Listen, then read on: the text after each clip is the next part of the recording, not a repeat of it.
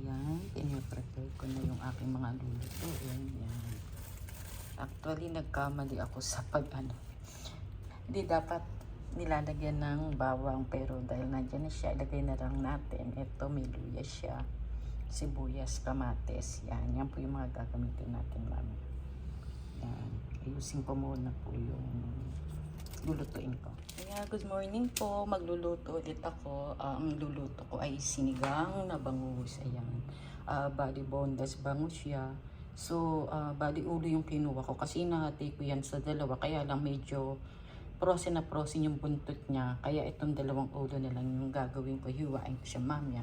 And then ito, meron tayong sibuyas, konting luya kasi bangus siya, medyo malansa. Tapos merong kamatis, sili. Actually, hindi ako naglalagay ng bawang, kaya lang hindi ko alam, medyo hiluksik pa siguro ako dahil medyo ang aga kong nagising. Yung bawang isasama ko na rin. And then itong naglalagay ako nitong lemon kasi yun nga, bangus, malansa. And then ito yung gulay, marami na naman ako nilagay kasi gustong gusto ng mga bata. And then ito yung pampaasim ko, ito rin medyo kasama rin pampaasim. Ayan, i-ready ko na po lahat. And then magsisimula na ako magluto. Ayan po, magpapakulo na po tayo ng tubig. Ayan. And then lalagay ko na po itong lahat habang nagpapakulo.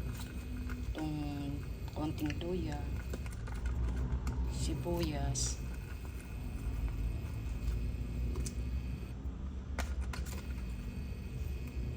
and then tsaka yung kamatis. Yan, nilalagyan ko po siya ng maraming kamatis para masarap, malasang malasa siya. Yan po, papakulaan lang natin dyan. Kaya lang lagyan ko na rin itong bawang kasi medyo nahiwa ko na siya. Yan, sama-sama na sila dyan.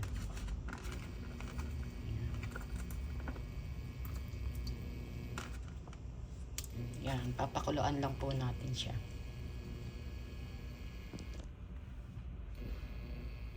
Tatakpan ko muna. Yan, ibababad ko muna tong gulay para lumabas po yung mga dums na sa ilalim. Yan, kasi hindi natin alam kung saan galing yung mga tanto. Yan, nababad ko lang po siya. Yan po, medyo kumukulo-kulo na siya. So, pindutin natin yung kamatis. Yan, para at least lumasa siya.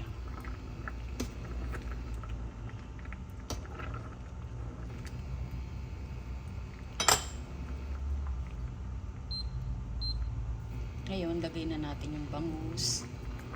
Tapusin natin yan.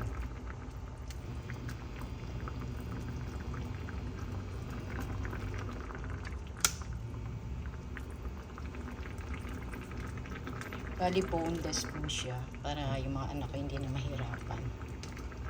Kasi ayaw nila ng tinik. Yan.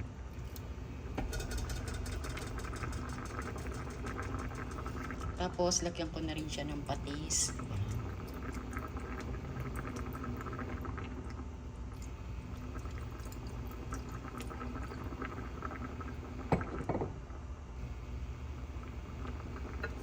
Yan, pakuluan lang natin. Ayan, medyo kumukulo-kulo na siya. Tanggalin ko lang yung mga sa gilid na parang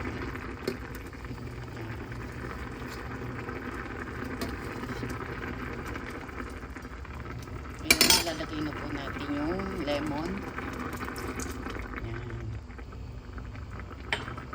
Then, lagyan natin siya ng pampaasim.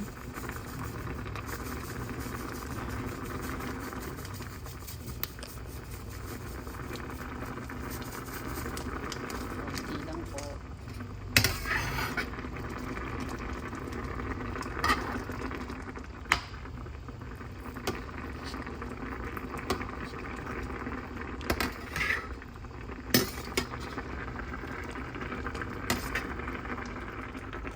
Ito, nilagay ko na yung pampaasim. Pinapakuluan ko lang. Actually, madali lang naman siyang maluto.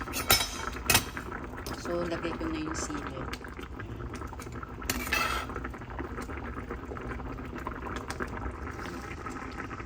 Lalagay na natin yung gulay.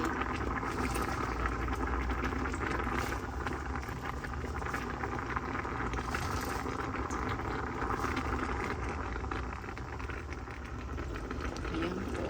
Ayusin lang natin yung gulay dahil napakadami niya.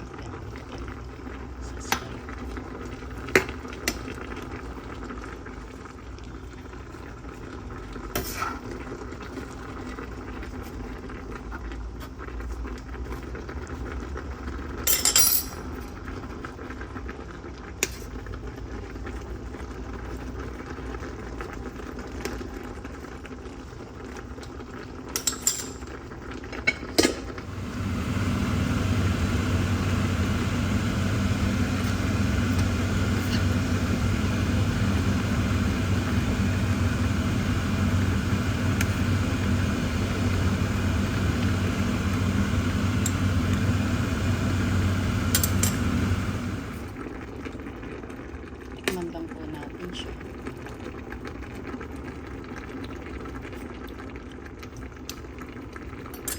Okay na po yung asim niya.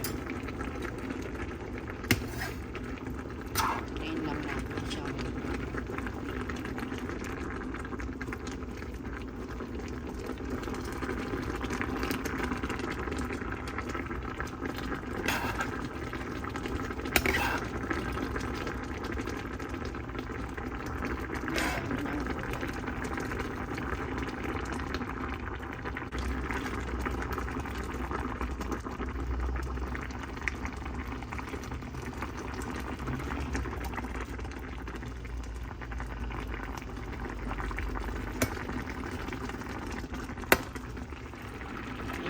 Luto na siya.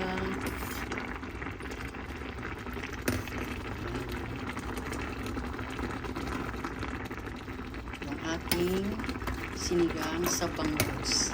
Na boneless bangus. Ayan. Okay na po siya.